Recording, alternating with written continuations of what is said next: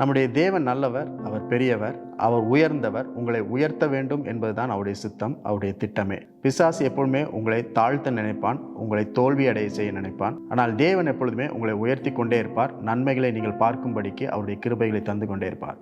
இன்றைக்கும் அப்படிப்பட்ட ஒரு நல்ல நாள் ஆண்டவர் கொடுத்திருக்கிறார். அதற்காக நன்றி செலுத்துங்க. எபிரேயர் 12ஆம் அதிகாரம் முதல் வசனத்தில் இப்படி படிக்கிறோம். ஆகையால் மேகம் போன்ற இத்தனை திரளான சாட்சிகள் நம்மை சூழ்ந்து கொண்டிருக்க, பாரமான யாவற்றையும் நம்மை சுற்றி நெருங்கி நிற்கிற பாவத்தையும் தள்ளிவிட்டு, விசுவாசத்தை துவக்கிறவரும் முடிக்கிறவருமாய் இருக்கிற இயேசுவை நோக்கி நமக்கு நியமித்திருக்கிற ஓட்டத்தில் பொறுமையோட ஓடக்கடவோம். Only if you leave what's behind you can lean on to what's ahead. கடந்ததை கைவிடாமல் கண்ணெதிரே இருக்கிற காரியங்களை கைப்பற்ற முடியாது. நம்ம அநேகருடைய வாழ்க்கையில் முன்னேற முடியாதபடிக்கு இருக்கிற ஒரு பெரிய காரியம் என்னன்னா, நம்ம கடந்ததை கைவிடாமல் கையில் பிடித்து கொண்டே இருக்கிறோம். நடந்ததை நினச்சி வருந்தி கொண்டே இருக்கிறோம். நடந்ததை நினச்சி காயப்பட்டு கொண்டே இருக்கிறோம். ஏற்கனவே ஏற்பட்ட காயத்திலிருந்து கவலையிலிருந்து மீண்டு வராமல் அங்கேயே தங்கி கொண்டு இருக்கிறதுனால நம்மளால் முன்னேற முடியல, உயர்வுகளை பார்க்க முடியல.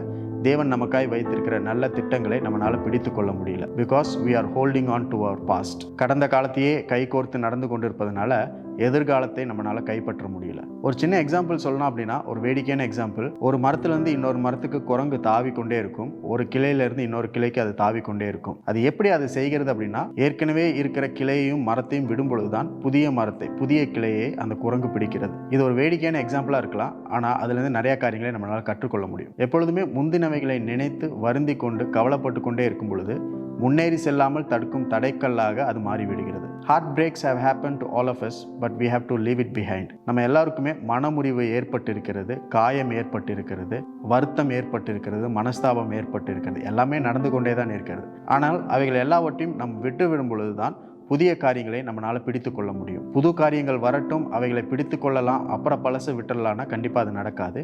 எப்பொழுது முந்தினவைகளை நினைக்காமல் பூர்வமானவைகளை சிந்திக்காமல் நம்ம இருக்கிறோமோ, அப்போ தான் புதிய காரியங்களையும் எதிர்காலத்தையும் நம்மளால் மேற்கொள்ள முடியும், கைப்பற்ற முடியும். Holding on to your Egypt will not take you to your promised land. எது வரைக்கும் உங்களுடைய எகிப்தை நீங்கள் பிடித்து கொண்டே இருக்கிறீர்களோ, அது வரைக்கும் உங்களுக்கு கொடுத்த வாக்குத்தத்த தேசத்தை உங்களால் அடைய முடியாது. ஆகவே உங்கள் மனதில் இருக்கிற எகிப்தை, உங்கள் மனதில் இருக்கிற சிறையிருப்பை, உங்கள் மனதில் இருக்கிற முந்தின காரியங்களை நீங்கள் எப்பொழுது விட்டு விட்டு வெளியில் வருகிறீர்களோ, அப்போ தான் புதிய காரியங்களை, ஆசீர்வாதங்களை, வாக்கு தத்தங்களை உங்களால் கைப்பற்ற முடியும். God brought the Israelites out of Egypt in one day, but it took 40 years to bring the Egypt out of them. தேவன் இஸ்ரவேல் ஜனங்களை ஒரே நாளில் எகிப்திலிருந்து வெளியில் கொண்டு வந்துட்டார். ஆனால் அந்த ஜனங்களுக்குள்ளே இருந்த எகிப்தை வெளியில் கொண்டு வருவதற்கு 40 வருஷம் ஆச்சு. இன்றைக்கும் ஆண்டவர் நம்மளுக்கு சொல்லுகிற காரியம் அதுதான். கடந்ததை கைவிடுங்கள், கர்த்தரின் காரியத்தை கைப்பற்றுங்கள். இன்றைக்கும் நீங்கள் கைப்பற்றும்படிக்கு ஒரு புதிய நாளை ஆண்டவர் கொடுத்திருக்கிறார். இந்த நாளை பயன்படுத்தி கொள்ளுங்கள். புதிய காரியங்களை எதிர்பாருங்கள், புதியவைகளை நீங்கள் கைப்பற்றுங்கள், உங்கள் எதிர்காலத்தை கைப்பற்றுங்கள். தேவன் உங்களோடு கூட இருந்து அவருடைய கிருபையை கொடுத்திருக்கிறார், அவருடைய விசுவாசத்தை கொடுத்திருக்கிறார். அந்த விசுவாசத்தை துவங்குகிறவரும் முடிக்கிறவருமாய் இருக்கிற இயேசு கிறிஸ்துவையே பார்த்து கொண்டிருங்கள். இன்றைக்கும் உங்கள் விசுவாசத்தை கொண்டு, தேவனுடைய கிருபையை கொண்டு அநேக காரியங்களை உங்களால் கைப்பற்ற முடியும். இந்த நாளிலும் தேவன் தம்முடைய கிருபையும் விசுவாசத்தையும் உங்களுக்கு கொடுத்ததுக்காக அவருக்கு நன்றி செலுத்துங்க. God bless you all.